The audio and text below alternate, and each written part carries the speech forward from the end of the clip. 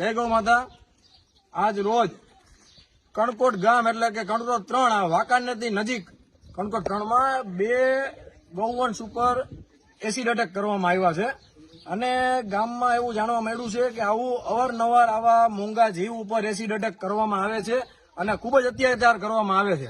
તેમ છતાં પણ પ્રશાસન અત્યારે કંઈ કરતું નથી। તો અમે અત્યારે પ્રશાસનને વિનંતી કરી છે કે તમે લોકો આવા નરાધમોને ગોતો અને ગોતીને એની ઉપર કાયદેસરની કાર્યવાહી કરવામાં આવો, જેથી કરીને કોઈ પણ અબોલ જીવ ઉપર આવી રીતે એસિડ એટેક કરવામાં ન આવે।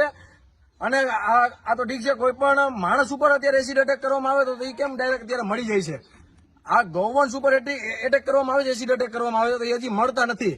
આની હાલત તમે જોઈ શકો, આ ખૂબ જ ગંભીર હાલત છે। અત્યારે બે ગૌવંશ ઉપર એસિડ એટેક કરવામાં આવ્યું છે અને એક ગૌવંશ પેલા એસિડ એટેક કરવામાં આવ્યું હતું, તેમ છતાંય પાછું થોડોક સમય પછી પાછું એની ઉપર એસિડ એટેક કરવામાં આવ્યું છે। રાજકોટ જિલ્લા ટીમ, વાંકાનેરની ટીમ, ગૌરક્ષાની ટીમ સાથે મળીને અત્યારે બે ગૌવંશને રેસ્ક્યુ કરાવેલા છે અને રાજકોટ કરુણા એનિમલ હેલ્પલાઇન સદભાવના ખાતે અત્યારે સારવાર માટે મૂકવા જાય છે। જય ગૌ માતા।